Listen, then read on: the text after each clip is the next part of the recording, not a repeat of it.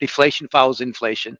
You got to keep it propped up. And that's why I'm sticking bullish gold. And I'm very worried about anything else that is in risk asset associated commodity. And we mentioned gold. Bitcoin's like the digital version. It's very expensive, but it's much more of a risk on asset. Gold's more risk off. We hit the line. We're going to pull back. We're going to do a double tap, and then we'll get a little bit of a bigger pullback. Again, I'm just speculating here, but nonetheless, gold is up a little bit, but lots of resistance up here around this 3,800 level on gold. Now, silver's a great one, guys. Silver has broken out as of yesterday above the resistance at 44. I did talk about how it was only minor resistance at 44 with an eventual move to 48 to 50. It looks like it's well on its way. All it did, paused for 2 days at that resistance level. That's impressive. That shows a lot of strength in silver. The momentum in precious metals continues to build as markets face a convergence of deflationary pressures, geopolitical risk, and policy-driven distortions. Gold has staged one of its strongest years since 1979, rising alongside renewed central bank demand and unprecedented ETF inflows after years of outflows. Silver, meanwhile, has confirmed its breakout, surging above key resistance at $44 and eyeing levels near $48 to $50. These moves are not occurring in isolation. They reflect growing fragility in the global financial system. With volatility in U.S. equities sitting at its lowest in 5 years, any reversion could accelerate the rotation into gold and silver. MikeMcGlone, senior commodity strategist at Bloomberg Intelligence, highlights that gold is increasingly positioned as the ultimate haven in an environment where deflation may follow inflation. He stresses the imbalance between stock market valuations and underlying risks, noting that precious metals are pricing in these vulnerabilities ahead of broader recognition. Alongside him, market strategist Gareth Soloway emphasizes the technical strength of silver's breakout and the wider opportunities for investors seeking to hedge against mounting macro uncertainty. Both analysts point to the unique setup where metals could outperform risk assets as volatility returns. For investors, the signals are clear. Positioning in gold, silver, and diversified baskets of precious metals offers not just protection, but potential outperformance. The cycle unfolding now resembles historic turning points, and those who prepare early stand to benefit the most. Now, we present the clips from their interview. Before we continue to discuss this, please subscribe to our channel and activate the bell icon for timely updates. Thank you, and enjoy the video. The most significant thing for gold is geopolitical nuances that are kind of tilting negative. We see what's happening in Russia and some of the wars. I think the most important thing for gold is President Trump. I mean, gold just loves his president, pushing back on the Fed and the tariffs and, kind of discombobulating a lot of things that made America equity prices very expensive. And to me, it's another thing that gold's figuring out is as we head towards the end of September, we're recording on September 25th, 60-day volatility on the U.S. S&P 500 is the lowest in 5 years, 2020. So it only has room to go up. So I think gold's starting to sniff out the nuances of that. And one thing that's I really notice about gold, first of all, key support's 3,500. That was resistance. Now, to me, that's support. And very good resistance is 4,000. So I think gold's locked in a very narrow range. I don't see really what it makes it stay below 3,500. It can easily revert there. I don't think see what really makes it stay above 4,000 in the near term, unless the stock market goes down. But it's the bottom line macro that really matters. It's the best year for gold since 1979. To put that in context, in 1979, inflation was in this country was running 10%.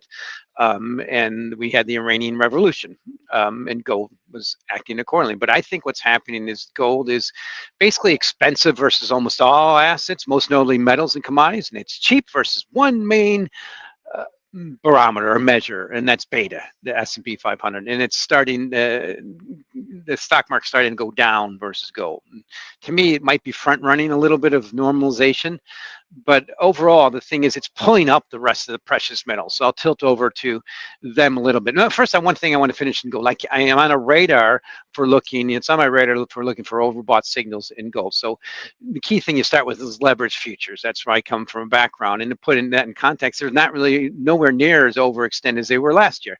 Leverage futures positions, i.e., managed money, people call them hedge funds, are running equivalent about 16 to 17 million ounces. That's down from last year's peak around 20, almost 26 million ounces of net longs. These are they can stopped out in a heartbeat. The thing that's really kicking in is ETF flows, significant flows in ETFs after 4 years of outflows. So that's the big flip. But the bottom line, central banks are buying. Most people have seen the statistic that now central bank gold reserves are surpassing many other things, potentially the dollar. And questions what stops that. I'm still quite bullish. But the key thing I wanted to tilt over to is mentioning silver, platinum, and palladium, is pulling up all those other metals. They're basically subject to beta in the space. Beta is gold in the space, particularly when we have a world that's kind of seen more focused on downgrades of GDP growth versus upgrades, facing those tariffs. So silver to me is still on a decent bullish track, but remember, it trades 2 times the volatility of gold, and it's up the same as gold in the last couple of years. Just 1 year alone, it's up 40%. Gold's up 40%. But that's not good for silver when you take double the risk and have the same return. But I'm still bullish. But to me, that's part of that tilt towards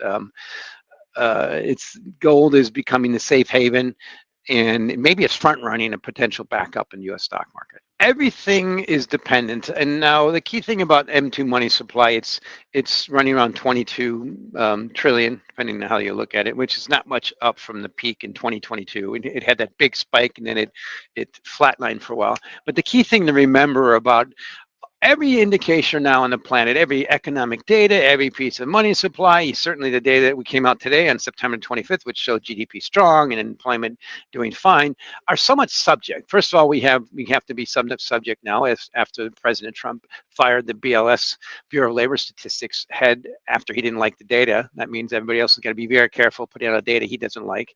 Not only that, they're subject, but the most important thing, on a scale of 1 to 10, the 10 is where the U.S. stock market is, its relative value, and it's going up or down. And the key thing I want to point out is if it drops 20% or rallies 20%, that's 14 to 15 trillion dollars. That's 50% of GDP, almost 50% of GDP. That matters more than anything right now. And that's why I keep saying it's got to keep going up. The signs are it's getting very, very extended. Volatility is the lowest in 5 years. It's not a place you want to overweight. So I look at money supply and everything like that is running up on the back of this massive wealth creation machine. And it will all matter when we see some reversion. So let's talk about what's really happening in the most significant, the second largest economy in the world. We see severe money supply growth. Now, I mentioned U.S. is around 22 trillion. Money supply growth in China is running 45 trillion based on some measures. I tried in ChatGPT and it said double that. It said more than, it said over 60 trillion. So I'm sticking with the numbers I see in the terminal. The bottom line is it's running rapidly high, running 2 times U.S. Money supply growth. And they're running their deficit to GDP is around 300%. Now, the U.S., it's about 130%.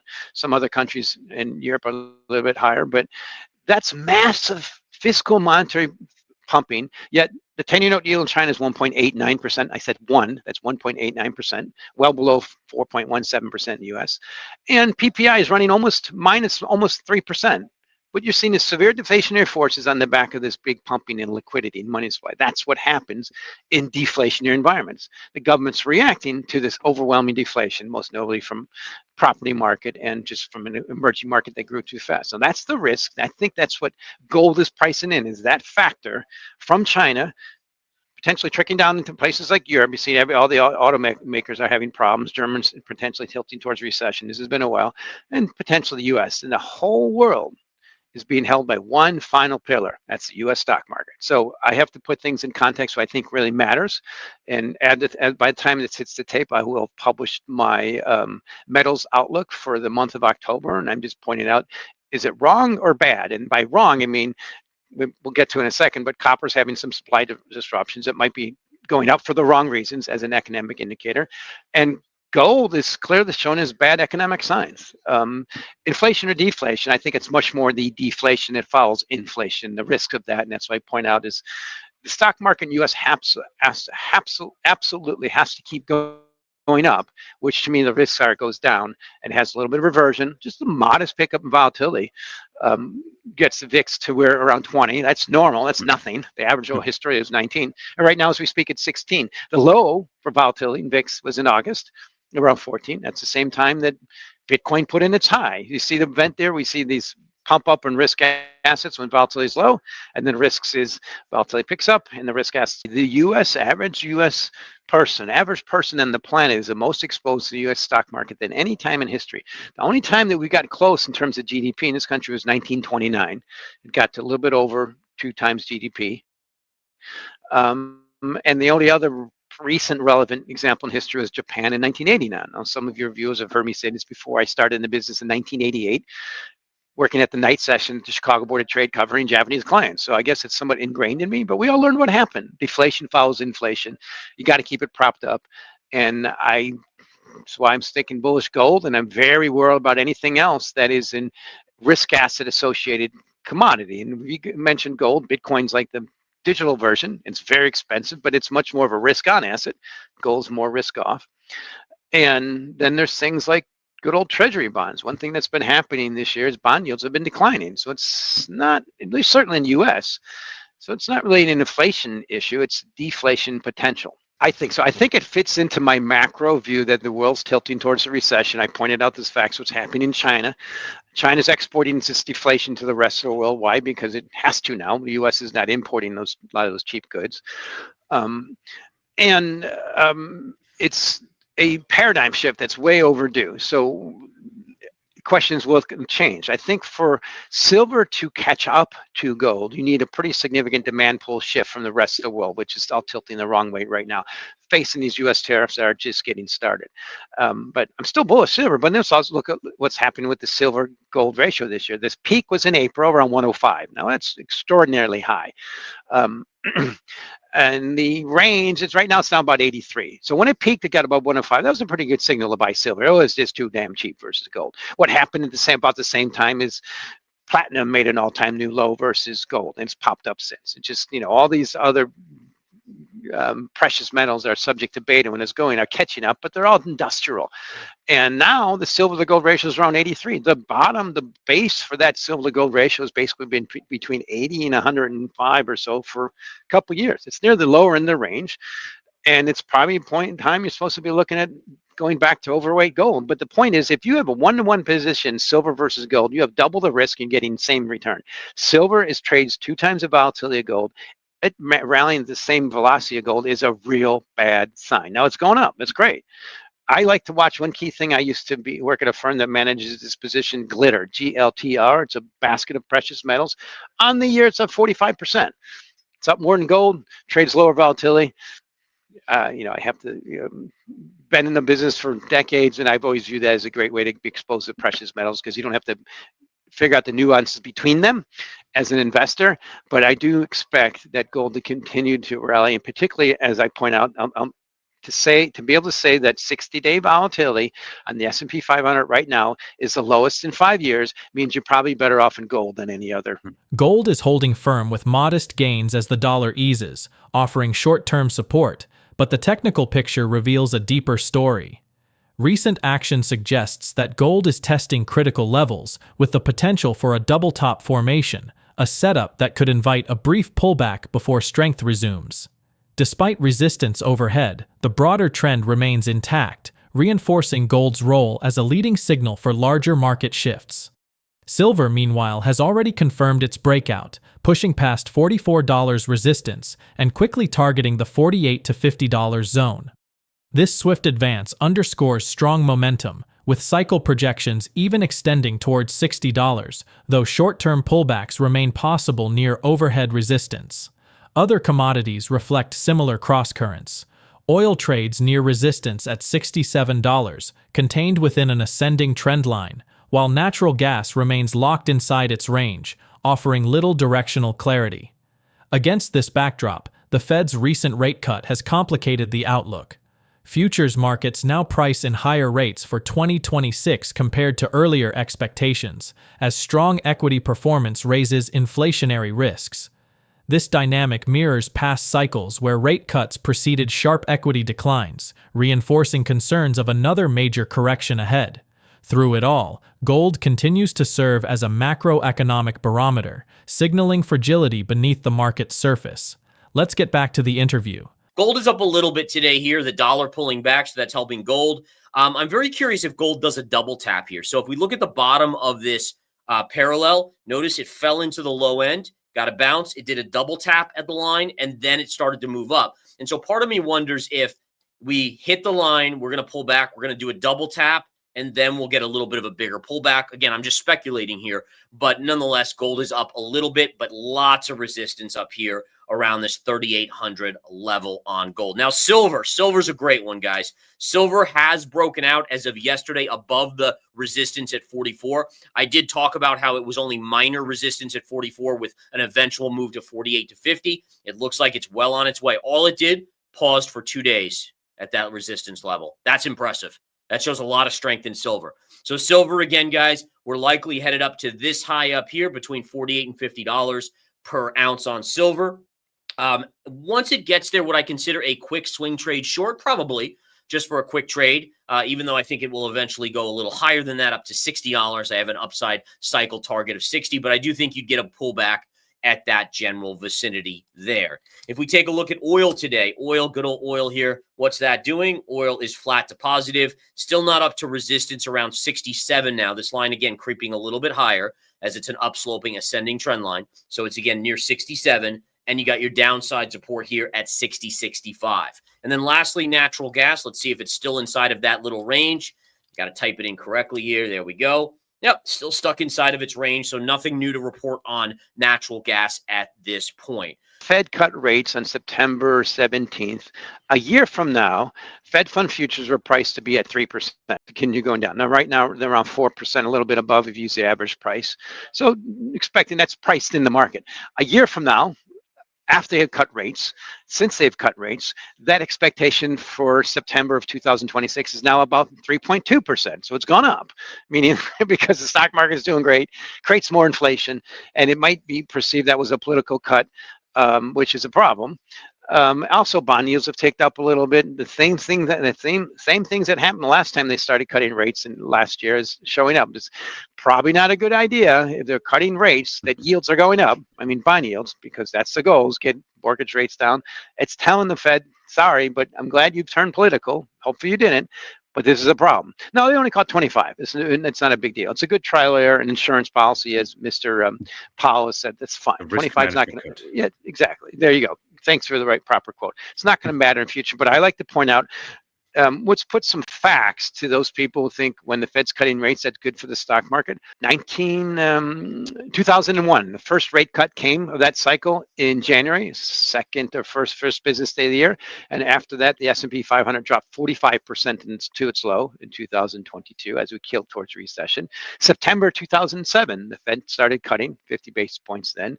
Stock market put in a high a few days later and then dropped 55% to its low in 2008. So the facts are, if we're restarting a easing cycle, the Fed could be behind in the inevitability of U.S. employment going up, stock market going down, and throw in there the nuances of the Trump administration, these extraordinary tariffs pushing back on the Federal Reserve. And there's a lot of little inklings here to say, well, maybe we just go back to a normal 1-to-1 stock market cap to GDP. And I stick with my base case. I started this year and I've been wrong so far. I think we're at the beginning of the third 50% correction in the U.S. stock market since 2000. It's not a big, profound thing to say that. We've already had two. And it hasn't shown any signs of that yet. That's why I think fourth quarter is everything. But the key indicator that might be right is gold. Gold just keeps taking off. So that's my macro on the big picture there. And that's where copper is not kind of, it's not fitting in well. Doing what it's doing, but it's rallying now recently for the wrong reasons. It's cuts from supply disruptions from some mining operations, as you mentioned, Freeport McMoRan. What you can see here, this was yesterday's action on the futures, right? So we had a lot of choppiness, little rally into the end of the day. It was our third down day in a row, although the markets are only 1% off of their all-time highs, so it's not like we've been falling off a cliff. Overnight, nothing going on, little bit of a float up here, and then we kind of came back in, and we were going flat. Basically, markets at S&P was flat. At exactly 7:30 p.m., so 1 hour before the economic data was going to be released, you literally get 6 green candles in a row on the 10-minute chart. Literally 1 hour of just consistent buy, buy, buy, buy, buy, buy. Oh, economic data comes out. PCE, it's in line with estimates, and spending is up a little bit. Income levels are up a little bit. All, generally benign numbers. What happens? Futures rip higher. All right. This I have seen more over the last 3 to 6 months than I have ever seen in my trading career of 26 years. Now, let's be clear. I'm a big believer that there are always individuals that get this information early. But it is so obvious now that an hour before those numbers were released, the people that were in the know got their numbers.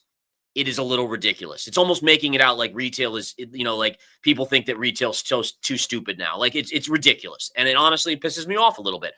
You guys know, as a trader, I'm very low key. I'm very much like, this is the chart data. But when I see things like this, when it's even more obviously rigged against the retail investor, that's pretty wild. That is pretty wild. And something should be done about it. Whether it will be, probably not. But I just like to point it out. At least I'm telling you guys about it. Look for this stuff. It's so funny too, because, I'm like, all right, markets are flat. They're flat. And then at 7:30, I'm like, oh, wait, futures are starting to get a bid. In my head, I'm like, oh, that means the PCE data is going to be benign and be fine, right? And I said to myself, I should buy. And then I'm like, oh, come on, don't do it. All right. The charts aren't really, it's not a good chart setup, essentially, which is what I base all my trades off of. And then lo and behold, look at that. I should have done it. Maybe I'll do it next time. All right. In any case, it is what it is. Markets are coming in a little bit, but let's all guess who's selling here. Do you think it's mom and pops that are selling? Probably those people that bought down here. All right. Listen, again, I hate having to talk about this stuff. It's not what I like talking about, but I want you guys to be informed. All right. You got to be informed at the very least. All right. Let's flip back, guys. We've talked about the futures. Markets are up. They're not up huge, right? I mean, we're up about 15 points on the S&P. That's about, $1.50 on the spiders. But again, I love transparency, folks. Everything should be transparent, and that's what I want to do for you guys. All right, let's get into the S&P daily chart. I talked about those levels that I was, basically talking about if they break.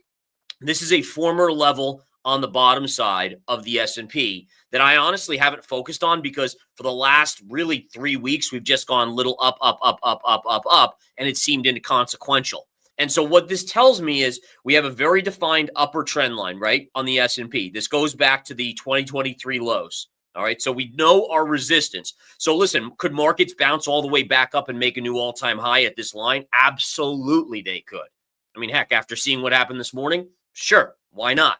Right? But if they ever break this line and confirm, it should be game over. The markets at that point should take control from the insiders doing whatever it is, and we should see a bigger dip to the downside. So this is your first level that I'm going out and saying, this one is the one to watch. As long as we stay above it, markets could stay inside of this range. Doesn't mean, we're not going to collapse. If we break this line, watch out below. The market environment we're stepping into is far from ordinary. Between distorted inflation signals, political interference in monetary policy, and commodities flashing early warnings, the cracks are becoming more visible. Gold's resilience, silver's breakout momentum, and the shifting bond market all underline the same theme. Confidence in the system is thinning.